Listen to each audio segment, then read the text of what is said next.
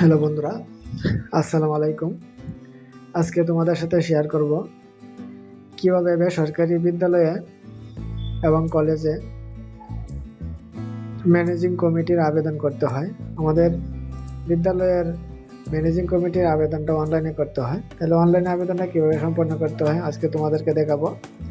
আজকের ভিডিও না টেনে যদি পুরো ভিডিও তোমরা দেখো তাহলে নিজেদের আবেদন নিজেরাই করতে পারবে।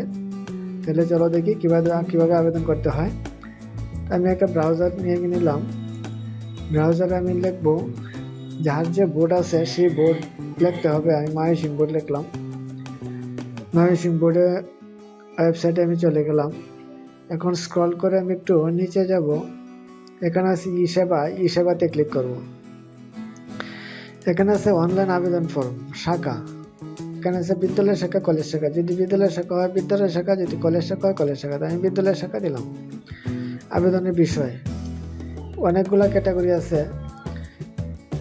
আমি যেহেতু ম্যানেজিং কমিটির আবেদন করব, তাহলে না আসলে ম্যানেজিং কমিটি অনুমোদনের আবেদন 7 ও 8 ধারা অনুযায়ী এখানে ক্লিক করব। এখানে আছে EIN, প্রত্যেকটা প্রতিষ্ঠানের একটি ইন নাম্বার আছে। ইন নাম্বারটা এখানে বসাতে হবে এবং পাসওয়ার্ড বসাতে হবে। ইন নাম্বার এবং পাসওয়ার্ড দিয়ে নেক্সট বাটনে ক্লিক করতে হবে। নেক্সট বাটনে ক্লিক করার পরে এরকম একটা পেজ ওপেন হবে। এখানে প্রতিষ্ঠানের নাম থাকবে, ইন নম্বর থাকবে, প্রধান শিক্ষক, আবেদনকারী মোবাইল নম্বর। এখানে প্রধান শিক্ষকের মোবাইল নম্বর দিতে হবে। পূর্ববর্তী কমিটির মেয়াদ উত্তীর্ণের তারিখ দিতে হবে। এখানে সকল ক্যাটাগরির সদস্য নির্বাচনের তারিখটা দিতে হবে। তারপরে আছে এখানে সভাপতি নির্বাচনের তারিখ। এখানে সভাপতি নির্বাচনের তারিখটা দিতে হবে। প্রতিষ্ঠান স্থাপনের তারিখ দিতে হবে। সভাপতির নাম দিতে হবে এবং যে ক্যাটাগরির সদস্য, সমাজসেবক হইতে পারে, শিক্ষানুরাগী হইতে পারে, যে ক্যাটাগরিতে পড়ে সেটা এখানে লিখে দিতে হবে। তারপরে এখানে দিতে হবে সাধারণ শিক্ষক সদস্য 2 জনের নাম দিতে হবে। সাধারণ শিক্ষক সদস্য 2 জন লাগে, 2 জনের নাম দিতে হবে এবং প্রতিষ্ঠানের যোগদানের তারিখ দিতে হবে 2 জনের। তারপরে একজন সংরক্ষিত মহিলা শিক্ষক সদস্য, এখানে নাম দিতে হবে, প্রতিষ্ঠানের যোগদানের তারিখ দিতে হবে। এখানে আছে অভিভাবক সদস্য 1 2 3 4 জন অভিভাবক সদস্যের নাম দিতে হবে। পোষ্যের নাম দিতে হবে। পোষ্য বলতে এই অভিভাবকের ছেলে অথবা মেয়ের নাম এখানে দিতে হবে। সম্পর্ক এখানে দিতে হবে, ছেলে হলে ছেলে, মেয়ে হলে মেয়ে। শ্রেণী দিতে হবে। তারপরে রুল দিতে হবে, শ্রেণী রুল প্রত্যেকটার ক্ষেত্রে এইভাবে দিতে হবে। 4 জনেরই পোষ্যের নাম, সম্পর্ক, শ্রেণী, রোল দিতে হবে। তারপরে সংরক্ষিত মহিলা অভিভাবক সদস্যের নাম দিতে হবে। সংরক্ষিত মহিলা অভিভাবক সদস্যের নাম দিতে হবে। তার পোষ্যের নাম দিতে হবে, ছেলে হলে ছেলে, মেয়ে হলে মেয়ে। তারপরে সম্পর্ক দিতে হবে, ছেলে অথবা মেয়ে। শ্রেণী দিতে হবে, রোল দিতে হবে।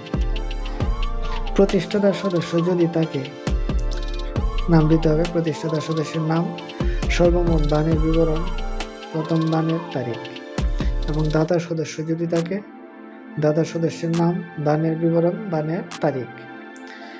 প্রিজাইডিং অফিসার যদি থাকে প্রিজাইডিং অফিসারের নাম, পদবি, নিয়োগপত্র নং, তারিখ।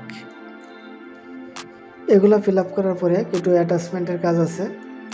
এখানে আগেই স্ক্যান করে কিছু কাগজ আছে, স্ক্যান করে ফাইলে রাখতে হবে। প্রিজাইডিং অফিসারের নিয়োগপত্র লাগবে। প্রবিধানমালা অনুযায়ী প্রথম শ্রেণীর কর্মকর্তা নিয়োগ করতে হবে, আবশ্যক, এটা লাগবে। নির্বাচনের তফসিল লাগবে।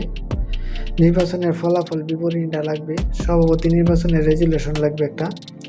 প্রতিষ্ঠাতা ও দাতা সদস্যের দানের প্রামাণ্য কাগজপত্র লাগবে। প্রস্তাবিত সভাপতির পূর্ণ পরিচিতিটা লাগবে একটা কাগজে। বিদ্যালয় ফেডে প্রস্তাবিত সভাপতির পূর্ণ পরিচিতি লিখে দিতে হবে।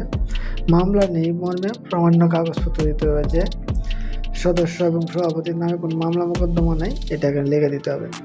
পূর্ববর্তী কমিটি অনুমোদনের চিঠি দিতে হবে। আগে যে কমিটি ছিল সেই কমিটির কাগজটা দিতে হবে। সর্বশেষ স্বীকৃতি নবায়নপত্রের ফটোকপি, বিদ্যালয়ে যে স্বীকৃতি আছে সর্বশেষ সেটার ফটোকপি দিতে হবে। অন্যান্য যদি কাগজপত্র থাকে তাহলে দিবেন, নাহলে প্রযোজনায় লিখে দিলে চলবে। আমার এগুলা অ্যাটাচমেন্ট দেওয়ার পরে এখানে ক্লিক করতে হবে। আমি এই মর্মে প্রত্যয়ন করছি যে আবেদনে বর্ণিত সকল তথ্য সঠিক আছে, কোনো ভুল বা অসম্পূর্ণ তথ্যের জন্য আবেদনটি বাতিল বলে বোর্ড কর্তৃপক্ষ দায়ী থাকবে না। এখানে ব্রাউজ আছে, প্রত্যেকটা কাগজে এখানে ব্রাউজ করে আমার ফাইলটা কোন ফাইলে আছে ফাইলটা দেখিয়ে দিতে হবে। প্রত্যেকটা এভাবেই ব্রাউজ করতে হবে। তারপর এখানে ক্লিক করে সাবমিটে ক্লিক করতে হবে। সাবমিটে ক্লিক করার পরে ফাইলটা আমার সাবমিট হয়ে যাবে এবং টাকা পেড করার একটা অপশন আসবে। বিকাশে টাকা পেড করা যাবে এবং ব্যাংকের মাধ্যমে দেওয়া যাবে। টাকাটা পেড করার পরে ফাইনাল একটা কাগজ বেরবে এবং প্রতিষ্ঠান প্রধানের মোবাইল নাম্বারে ইউজার আইডি এবং পাসওয়ার্ড থাকবে। সেই ইউজার আইডি এবং পাসওয়ার্ড ব্যবহার করে পরবর্তী কার্যক্রম জানা যাবে ফাইলের কী অবস্থা, কী আসে বিষয়। তাহলে বন্ধুরা, আজকে তোমাদেরকে আমি স্টেপ বাই স্টেপ পুরো আবেদনটা দেখালাম। ভিডিওটা না টেনে পুরো ভিডিওটা দেখলে নিজেদের আবেদন নিজেই করতে পারবে। আমার চ্যানেলে নতুন হয়ে থাকলে চ্যানেলটা অবশ্যই সাবস্ক্রাইব করে রাখবে, যাতে পরবর্তী নতুন নতুন ভিডিও আপলোডের সাথে সাথে নোটিফিকেশন পেয়ে যাও। আজকে এ পর্যন্ত, থ্যাংক ইউ, ধন্যবাদ।